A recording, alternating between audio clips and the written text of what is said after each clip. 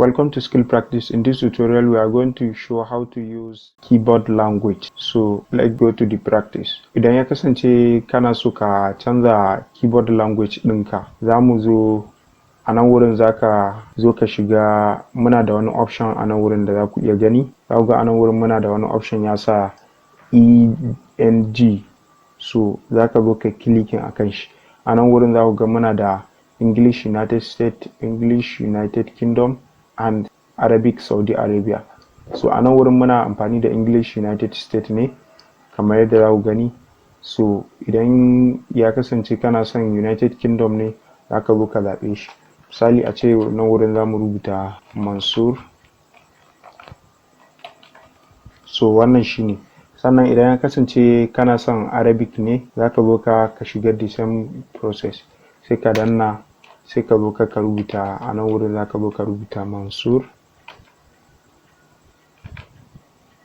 So wannan shine mu rubuta da Larabci. Sannan idan ya kasance ka duba a nan wurin baka ga language ɗin da kake so ba, za ka shiga nan wurin language references, sai ka shiga ka clicking, zai kai ka direct to settings, sai ka adding language ɗinka. So a nan wurin yana buɗewa kamar yadda za ku gani. So idan ya buɗe, za ka zo ka a nan wurin za ga wani plus sign a nan wurin.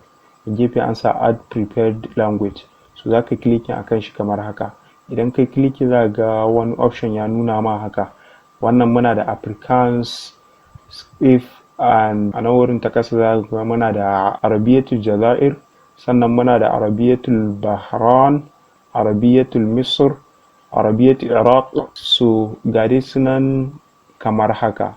Sannan za ku ga muna da Urdu, Chinese, sannan a nan wurin muna da English na different countries kamar yadda za ku gani. So a nan wurin za ka zo ka zaɓi daidai yaren da kake so ne. A nan wurin za ka zo ka duba, yawwa ga nawa nan na gan shi. So a nan wurin idan ka gan shi, za ka zo ka clicking. So a nan wurin za ku ga mun clicking, amma ya kasance ya ba mu wani error message kamar yadda za ku gani. Wannan yana buga mana cewa sai ka yi connecting internet ne sannan za ka yi installing Hausa language. Bayan ka yi connecting internet, za ka zo ka a nan wurin ka clicking install. Idan ka yi installation, zai baka process, sai ka je ka yi installing language naka. So amma mu a yanzu ba za mu yi connecting ba, so za mu bugo mu cancel kuma baya.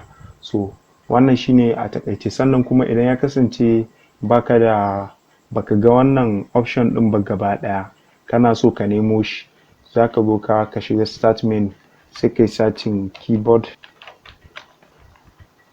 language. So a nan wurin idan ka zo za ka ga setting kamar haka. Za ka clicking wannan keyboard, edit keyboard language.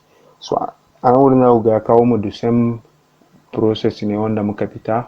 Dama ya kasance idan baka da wannan ne, sai ka zo kai amfani da wannan. So wannan shine a takaice. Da fatan wannan ya fahimtar da kai ka gane yadda ake adding keyboard language. Thank you for watching this video. My name is Mansur. If you like to have more content, the link to my social media are in the description box below.